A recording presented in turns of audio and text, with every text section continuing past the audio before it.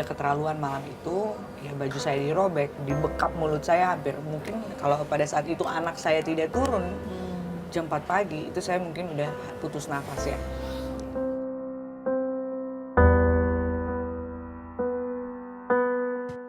Jam setengah 1 malam saya harus naik ojek. Saya diturunkan di jalan di depan rumahnya dia. Gitu. Mami hati-hati ya gitu. Sampai ngomong ke tukang ojeknya, Bapak ojek, itu mami saya, jalan pelan-pelan ya. Itu saya nggak tahan, saya tahan air mata saya di jalan itu saya teriak sejadi-jadinya. Sampai tukang ojeknya sampai bilang, Bu sabar ya Bu, sabar ya Bu. Saya bilang.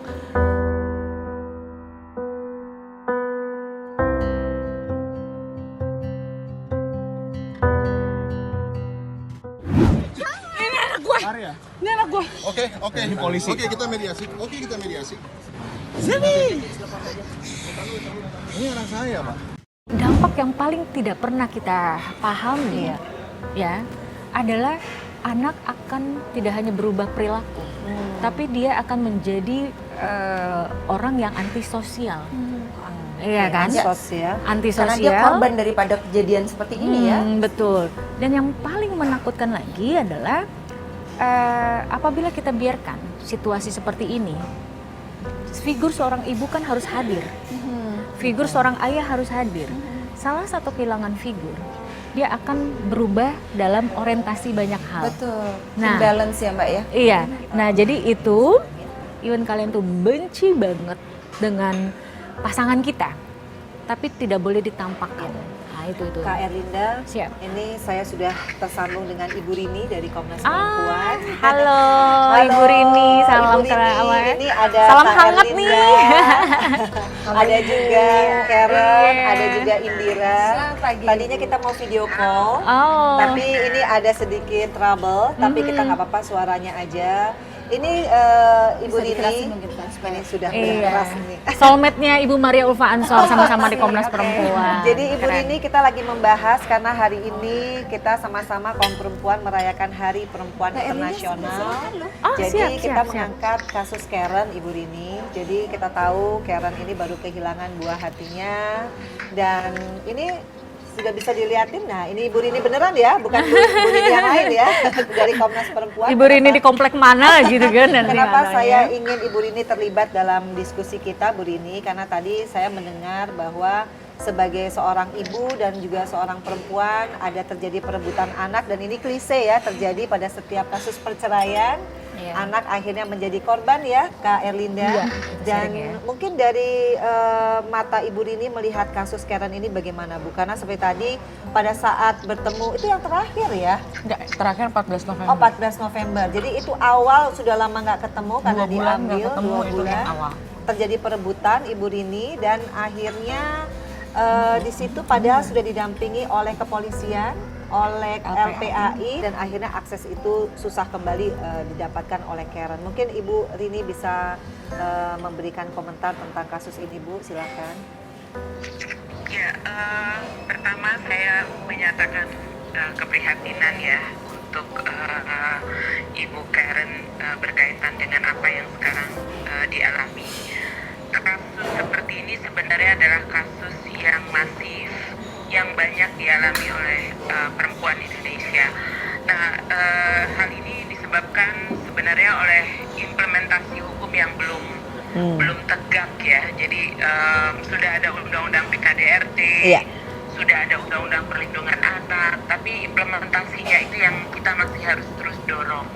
Karena kan seringkali orang berpikir, oh ini masalah keluarga, ini masalah rumah tangga, jadi biar menjadi urusannya keluarga dan rumah tangga. Padahal intervensi negara dibutuhkan ketika kita berhadapan dengan masalah-masalah kekerasan misalnya, atau masalah-masalah yang melibatkan penganiayaan, melibatkan perebutan anak, melibatkan hal-hal yang menyebabkan perempuan itu didiskriminasi atau dipikirkan gitu. Itu yang tanggapan saya pertama kali untuk kasus seperti yang dialami oleh Bu Karen.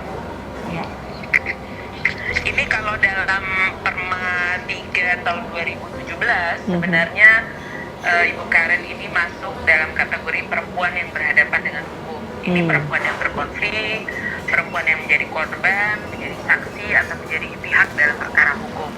Nah, kalau kasusnya sudah masuk dalam ranah pengadilan, maka hakim ini harus betul-betul memastikan bahwa Ibu Karen harus diperlakukan berbeda, dalam arti hakim itu harus mempertimbangkan kesetaraan hukum dalam peraturan dan perundang-undangan, kemudian juga menjamin kesetaraan hukum ada terjadi untuk Ibu Karen, karena ini penting ya bagi hakim untuk mengadili dengan cara pandang kesetaraan gender. Itu tanggapan awal saya, Bu Vena. Iya, mungkin Karen ada yang ingin langsung ditanyakan, karena biasanya Ibu Rini kalau udah jadi perebutan anak itu akan susah sekali ya. Kalau kita main kekerasan nanti kita yang dibilang bahwa kita melakukan kekerasan dalam rumah tangga. Nah ini bagaimana Bu menyikapinya kalau kita lagi proses cerai, Karen sudah ada polisi, tapi toh tetap aja tidak merubah situasi ya Karen Sampai akhirnya mau tidak mau kita harus menunggu keputusan pengadilan, Bu. Dan pengadilan perceraian itu kan dari sidang 1 sampai ada 11 kali mungkin ya kalau di pengadilan negeri ya, sampai akhirnya putusan. Belum lagi nanti ada banding, ada ini, ada itu gitu. Dan sampai mengambil keputusan untuk anak ini di tangan ayah atau tangan ibu, itu sangat lama sekali prosesnya. Dan saya juga sudah menyampaikan kepada majelis hakim bahwa anak saya ini di tangan ayahnya ini sudah tidak bersekolah dan ini sudah merupakan pelanggaran, gitu. Jadi tetap mereka harus menjalankan sidang itu ya kayaknya yang terus-menerus sampai akhirnya ada keputusan untuk hak asuh anak. Ya ini yang menurut saya sangat berbelit-belit. Begitu juga dengan pelaporan PKDRT yang banyak sekali yang harus kita lakukan ya. Udah visum psikiatrum, P2T P2A, lalu ada lagi harus dari psikiater independen diminta lagi, ahli bahasa, ahli IT untuk melihat keaslian video dan ahli pidana. Aduh, ini bisa 6 bulan, bisa 7 bulan, sampai akhirnya saya ada dikhawatirkan kejadian malah lebih buruk. Anak saya harus merenggang nyawa begitu di tangan ayahnya yang ternyata dia tidak bisa merawat anak saya dengan baik, sampai dia akhirnya harus merenggang nyawa begitu, Ibu.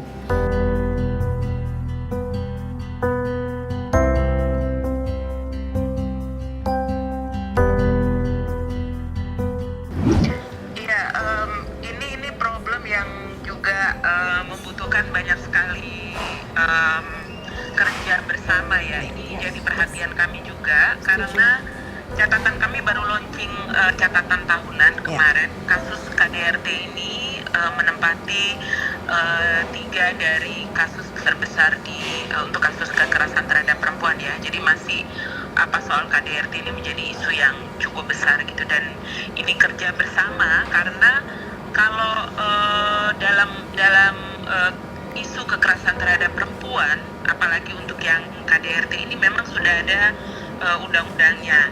Nah, masalahnya adalah implementasinya. Kalau dalam undang-undang itu kan kita sudah jelas tuh menyatakan bahwa hal-hal misalnya berkaitan dengan penganiayaan, kemudian soal perebutan anak, itu sudah diatur semua dalam undang-undang.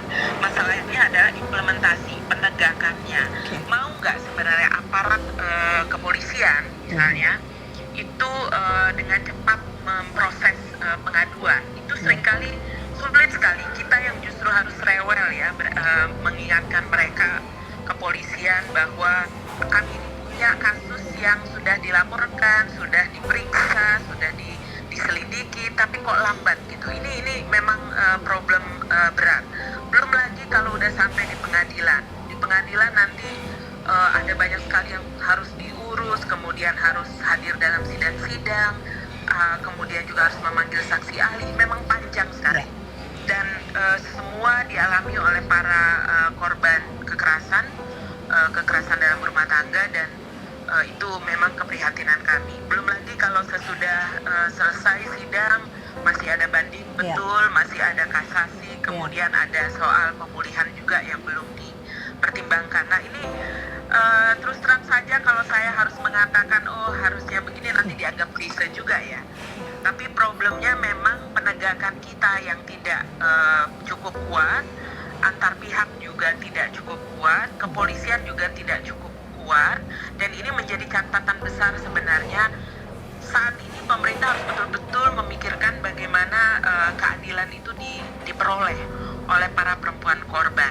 Hakim dalam mengadili perkara perempuan berhadapan dengan hukum harus betul-betul menerapkan undang-undang dan hukum-hukum yang betul-betul menjamin kesetaraan gender. Ini penting sekali. Nah, saya terus terang tidak bisa memberikan jaminan apa-apa nih kepada Bu Karen selain bahwa kita terus mensupport dan memastikan pemerintah harus betul-betul menegakkan hukum dan keadilan. Amin Ibu. Ya, mungkin dari Kak Erlinda ada tambahan karena selama ini kan Kak Erlinda yang demikian juga dengan sabar ya mendampingi Karen ya. Karena kita kan kebanyakan perempuan Indonesia nggak ngerti hukum loh, Dir. Iya ya. Ya sangat tidak mengerti hukum saya gitu. pikir kali ini perlu ya, Iya. untuk dijelaskan juga. Iya, disosialisasikan. sosialisasikan. SOP Yes. pertama kita mengalami kekerasan untuk anak diri kita sendiri seperti apa? Iya, salam Bu Rini, salam hangat dari saya. Saya Iya, Komisioner Bu Rina. KPI 2014-2017. Artinya kita sinergi ya, dan Iya. saya setuju dengan kata kunci kita bekerja bersama. Artinya di sini kementerian lembaga kita harus duduk bersama, memastikan bahwa kepentingan terbaik buat anak dan kita paham pada pengaruh utamaan gender itu harus kita gaungkan. Dan kita juga, kalau kami setuju sekali bahwa seperti yang dikatakan Bu Rini bahwa implementasi tadi sangat-sangat kurang, dan mungkin kalau saya katakan ya Bu Rini itu cukup lemah kalau Iya. menurut saya. Apalagi kalau sudah mengenakan pasal KDRT. Apalagi ditambah kalau mengenakan pasal Undang-Undang Perlindungan Anak pada saat hak akses Ya, ditutup. ditutup. Tapi kecuali kalau kasus kekerasan seksual, oke, itu cukup bagus. Iya. Walaupun juga ada beberapa hal yang harus dikoreksi. Nah, inilah peran kita semua untuk sama-sama berani menyuarakan dan kita dorong pendampingan yang betul itu seperti apa sih? Karena kalau boleh saya koreksi, seperti lembaga Komisi Perlindungan Anak Indonesia, KPAI, saya memang berasal dari KPAI. Tapi pada saat Karen beserta ayah dan yang lainnya keluarga melapor ke KPAI dengan satu alasan bahwa tidak bisa bertemu dengan komisioner ataupun tidak bisa melaporkan, bagi saya tuh tamparan pribadi buat saya ya, karena saya sebagai alumni KPAI sangat miris seperti itu. Apapun yang terjadi pada lembaga dan sebagainya, even ini cuma kasus KDRT, nggak bertemu dengan anak, jangan dianggap simpel. Kenapa? Karena bagi kami yang melihat dampak negatif apabila seorang ibu berubah karakter akibat dari under pressure dari tadi ya, kejahatan dalam rumah tangga atau kekerasan dalam rumah tangga atau apapun itu, apalagi nggak bisa ketemu sama anak, ini kan perubahan perilaku seorang ibu bisa luar biasa. Nah pada saat sang ibu berubah perilaku, apa yang akan terjadi? Nah ini yang harus kita ingatkan kepada, tidak hanya kepada lembaga ya, tapi juga kepada masyarakat, efek buruknya, Impact-nya ya, Mbak, impact-nya, ya, impact. eksesnya. Oleh karena itu saya sangat apresiasi apa yang dikatakan oleh Ibu Rini, bahwa kita sama-sama harus mendorong pihak kepolisian juga. Ini harus pengaruh utamaan gender tuh ada di situ. Bahwa perempuan dianggap berbohong dan sebagainya, kan di situ ada visum psikiatrum ya, atau yang lain lagi. Kenapa kok tampak alot sekali kalau sudah masuk pada KDRT? Atau apalagi kayak misalnya tidak ada hak akses bertemu. Banyak sekali oknum-oknum penyidik juga selalu mengatakan, oh tidak bisa begitu Pak Erlinda, karena kalau ini kan belum ada pidananya. Saya hanya berkata, apakah harus ada korban dulu? Iya kan? Sekarang Zevi sudah tidak ada, Zevi sudah meninggal. Saya katakan, negara kita saja untuk menyelamatkan TKW ataupun buruh migran ya, mereka mau dihukum pancung atau hukum mati, negara hadir di sana. Ini anak kita yang masih ada nyawanya, seolah-olah sudah, dia sekarang sudah meninggal.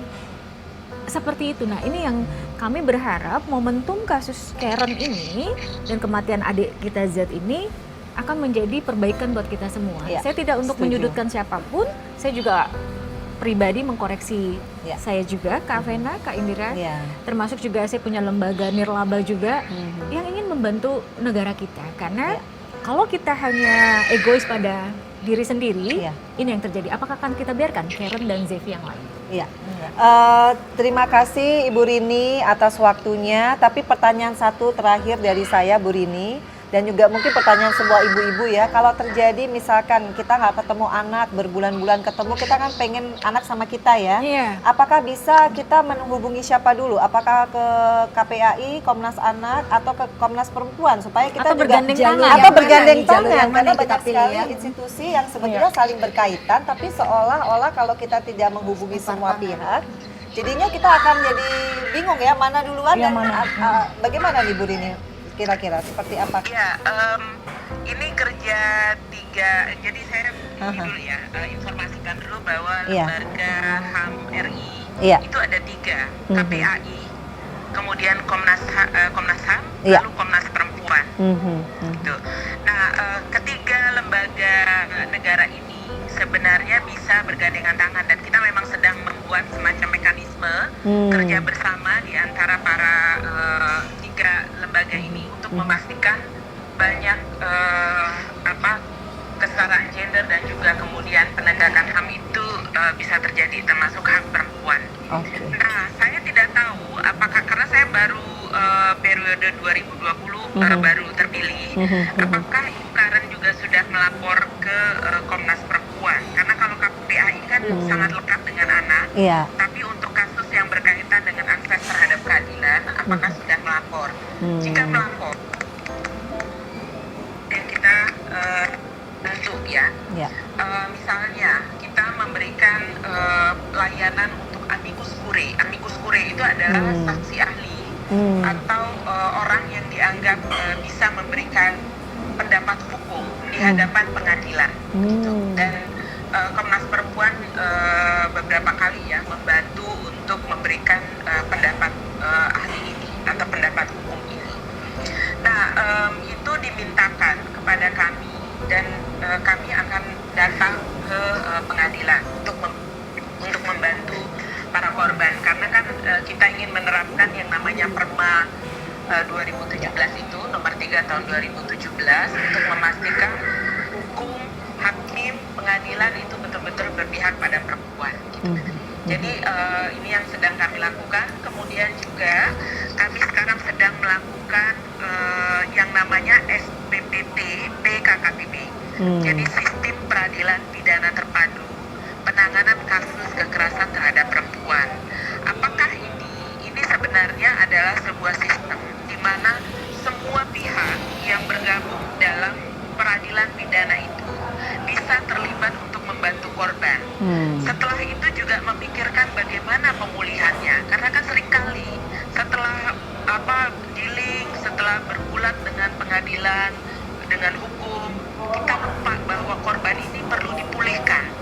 Proses yang sangat berat yang dialami oleh korban itu harus betul-betul dipastikan supaya dia tidak terjadi keberulangan stres, depresi dan segala macam. Nah, ini kami sedang menerapkannya, sudah menguji cobanya di 5 provinsi di Indonesia dan kami akan melakukan proses monitoring. Sekarang sedang bekerja sama dengan KPPA dan 13 kementerian lembaga untuk memastikan SPPT, PKKTP dan juga Undang-Undang PKDRT termasuk juga Perma 3 2017 itu bisa ditegakkan. Ini jalan panjang dan memang upaya-upaya sudah dilakukan. Nanti kita berharap bahwa semakin berkurang korban, semakin terpulihkan korban dan semakin terbuka akses bagi korban untuk meraih keadilan. Dan saya berharap Hari Perempuan Sedunia ini, Hari Perempuan Internasional ini akan menjadi momen juga bagi Ibu Karen untuk bisa melangkah lebih jauh untuk membantu dan meraih keadilan serta kesetaraan gender di masa depan. Terima kasih Ibu Rini, sukses kasih, Bu untuk acaranya nanti. Katanya ada acara hari ini ya Bu Rini ya. Iya betul di di Monas ya. Di Monas ya. Saya lupa di tempatnya itu saya lupa. Oke, terima kasih banyak Ibu Rini, sukses juga untuk Komnas Perempuan. Ini jadi pencerahan buat kita semua bahwa ternyata Komnas Perempuan patut juga dilibatkan Yes. dalam kasus Untuk hak perceraian ya, untuk perempuannya. hak perempuannya, karena KPAI, Komnas Anak dan juga LPAI fokus kepada hak-hak anak, begitu ya Bu Rini ya? Iya, iya. Terima kasih Bu Rini, selamat siang, salam sukses. Untuk semua. Iya, terima kasih. Ya, jadi mungkin ini kita sudah dapat ya, berarti artinya Kak Erlinda ini PR kita semua. Iya. Jadi jangan takut untuk bicara. Jadi katanya saya dengar juga Karen ini sebagai icon ya. Ya. Ikonnya ibu-ibu yang lagi mengalami masalah seperti Yang mau Karen. ketemu anak ya. Mau susah ketemu anak, jangan takut bahwa ternyata institusi-institusi yang ada di Indonesia itu ada dan harus berperan aktif. Dan ini mungkin kritisi dari Kak Erlinda sudah jelas tadi ya. Iya. Ada kabar baik sih Kak yang harus kita sampaikan, bahwa kita apresiasi nih kepada Kementerian Pemberdayaan Perempuan dan Perlindungan Anak. Kabar baik yang luar biasa. Mereka sekarang memperbaiki perform, kinerja dan sebagainya, sehingga ada namanya layanan terpadu atau layanan satu pintu yang Bu Menteri selalu mengatakan siapapun yang melapor ke Kementerian PP dan PA, Perempuan dan Anak, karena memang fokus di sana, itu harus segera ditangani. Iya. Mau kasus apapun. Even di situ misalnya dianggap remeh-temeh lah kasus itu ya. Misalnya bukan KDRT tapi hak akses bertemu. Karena Iya, kan sampai hari betul. ini hak akses bertemu itu dianggap hal yang sepele. Padahal dampak Sangat penting ya. buruknya Impact luar biasa. Nah, Dan itu sudah mulai sekarang layanan satu pintu itu? sudah ya? kemarin dari tahun 2019 kita apresiasi itu, dan yang pasti kita dukung ya, karena kalau kami berpikir Kementerian PP dan PA itu harus dikuatkan oleh banyak ormas, komunitas, Betul. dan semua. Even di situ ibu-ibu yang dalam tanda kutip hanya oke di media sosial nggak apa-apa juga. Iya. Sehingga Siapapun mereka ya, support bisa yang membelas, diperlukan. iya seperti itu. Dan ada juga program yang baru bahwa saat ini perintah dari Pak Presiden kita, Pak Jokowi, tertanggal 9 Januari ada instruksi Presiden. Ya, Kak Indra, Karen, Kak Vena, apa instruksi Presiden tuh? Ada 3 hal. Yang pertama, memperbaiki isu pada pencegahan. Iya. Ya, agar kekerasan terhadap perempuan dan anak ini seperti apa sih pencegahannya, itu yang pertama. Kedua, memperbaiki layanan pengaduan dan memperbaiki sistem pelayanan itu sendiri. Yang Artinya tadi yang disampaikan ya, keluhan-keluhan pada waktu Iya. itu dan respon, lambat respon. dan betul. sebagainya. Terus yang ketiga, apa sih yang harus dilakukan? Tadi penegakan hukum harus berkeadilan. Law enforcement ya, Yes. oke. Nah, ini yang wow, ini gayung bersambut loh.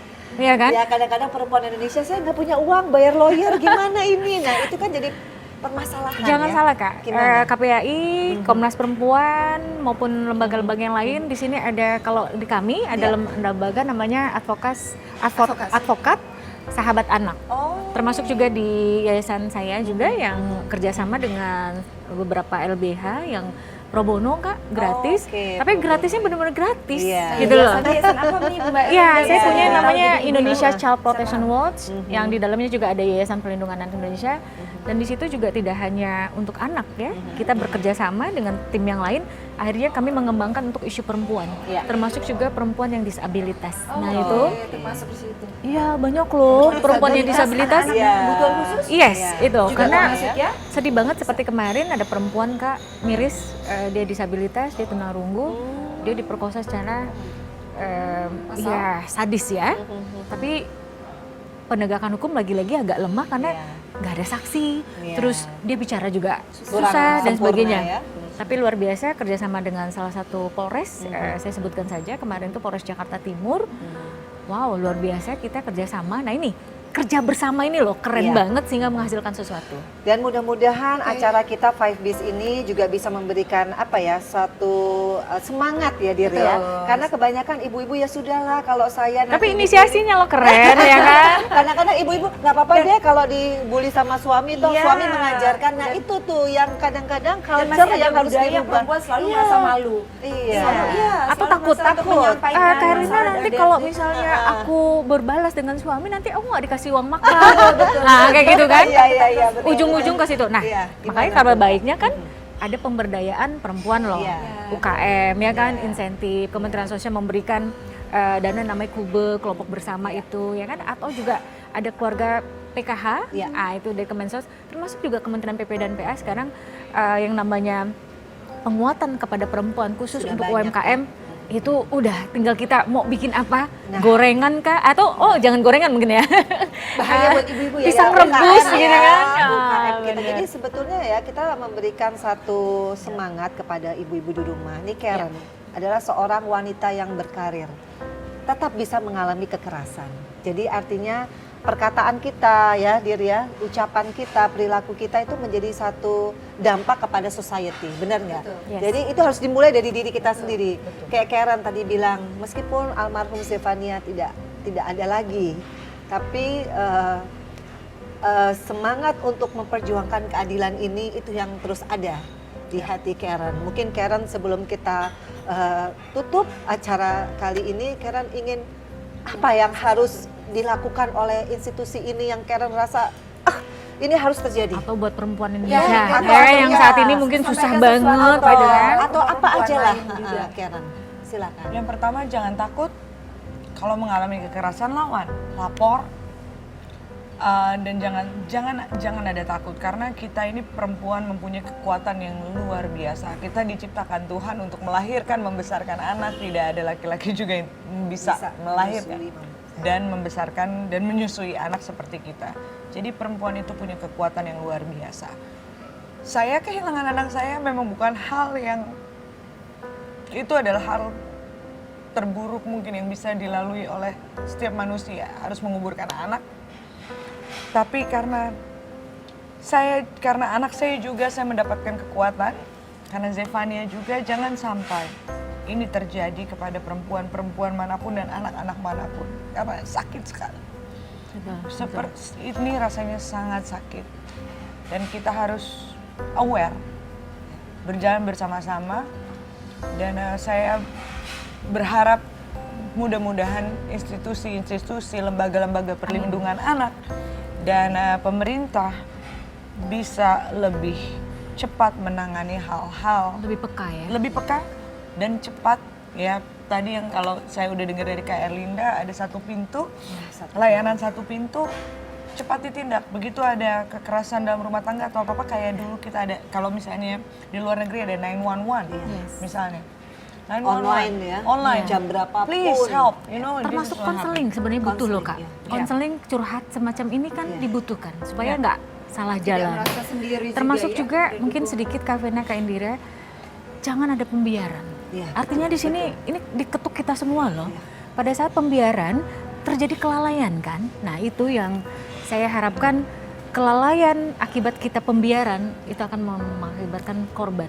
Luka batin yang ada di Karen sampai hari ini belum tersembuhkan. Tapi apakah kita akan membiarkan anak-anak yang sebagai aset negara? Anak cucu kita nanti Betul. bisa saja terjadi kepada siapa 6 aja. tahun dididik, diberi kasih sayang, Iya. tiba-tiba dia harus meninggal dalam tanda kutip, tampak sia-sia sekali kan pengorbanan dan perjuangan seorang Karen. Makasih loh Kak Vena. Semoga nanti ya Indira ya, siapapun yang melihat ini terketuk tidak hanya pada perempuan tapi juga kepada kaum laki-laki, karena saya yakin banyak sekali kaum laki-laki yang masih baik hatinya, Iya, yang sangat peduli ya kan. Tapi kenapa tidak kita, kalau boleh saya sebut seorang entertain sejati, Deddy Corbuzier itu bisa jadikan contoh loh.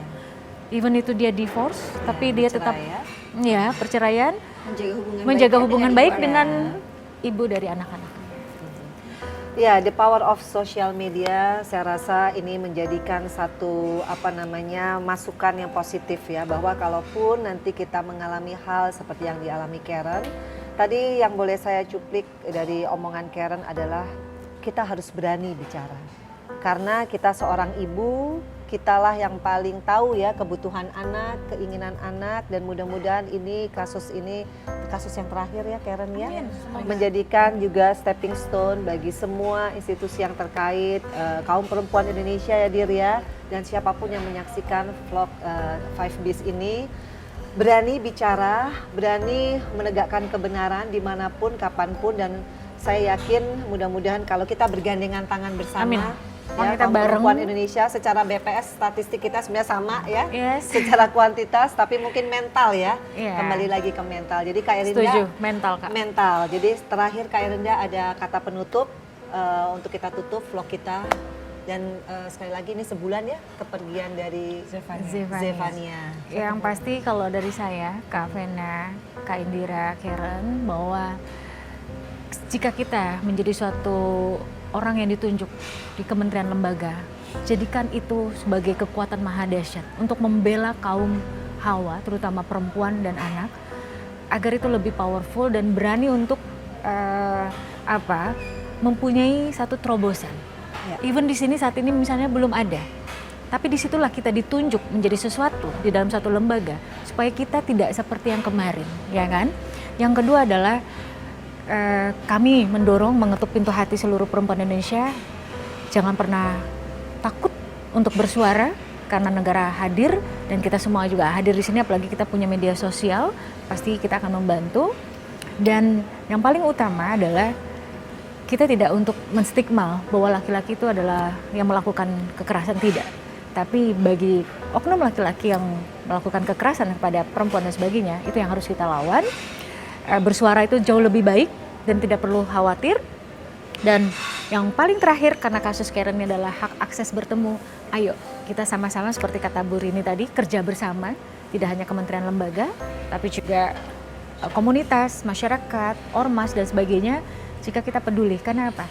Jika hal yang buruk terjadi pada seseorang, kita biarkan, itu juga suatu saat akan terjadi sama kita. Oleh karena itu, kita bersyukur penguatan pada perempuan sudah cukup besar ya, baik itu di lembaga negara maupun kementerian, tapi di masyarakat juga kita berdayakan lagi, dan berharap dunia usaha, media sosial, teman-teman media mainstream ataupun yang lainnya bersama-sama. Dan terakhir dari saya salut, saya speechless dengan ada seperti ini, keren banget inisiatifnya Kak Vena, Kak Indira. Kak Vena, Kak Indira, saya kenal beliau itu waktu beliau menjadi politisi. Beliau dengan humble-nya menerima kami, tidak hanya secara formal tapi informal. Beliau juga Kita bikin panja ya Kak. tidak hanya bikin panja, tapi juga di luar itu kami dikumpulkan semua para komunitas ini untuk seperti apa nih untuk Indonesia. Tidak hanya untuk perempuan, untuk anak, tidak, tapi seluruh the whole di Indonesia ini. Dan saya cukup prihatin Kak Vena nggak lanjut menjadi anggota dewan, tapi yuk kita bersama. Kita tetap berjuang untuk perempuan Indonesia. Iya. Selamat Hari Terima Perempuan kasih. Internasional. Sukses selalu Kak Indira, terima kasih. Iya. Yang pasti Dan udah menguatkan Kak Vena. yang pasti kita masih merasakan suasana duka yang dirasakan oleh Karen di sini. Tapi kami berharap tentunya sharing session kami kali ini dengan Karen dan Kak Erlinda ya Vena ya akan memberikan pencerahan yang cukup informatif pada para wanita dan ibu-ibu di sana yang mengalami KDRT ya. KDRT bisa dialami oleh siapa saja, tidak perlu takut sesuai dengan channel kita yang 5Bs ya Fen. Iya, ada beauty, Wanita Indonesia harus beauty, ada beauty. brain, ada behavior, You have to be ada brave brave dan and bright. bright. Sekali lagi jangan lupa ya selalu untuk like, share, comment, and subscribe. Terima kasih. Terima kasih. Wassalamualaikum Sampai ketemu lagi. warahmatullahi Bye. wabarakatuh. Terima kasih. Sukses.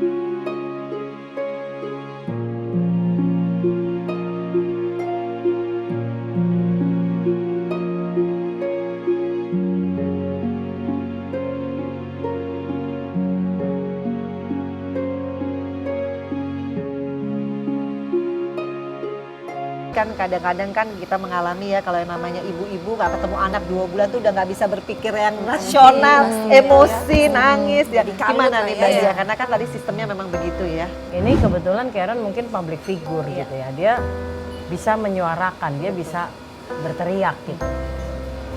Nah, PR bagi negara ini mungkin bagaimana kita membangun sistem pelayanan terhadap persoalan perempuan tanpa harus orang berteriak-teriak.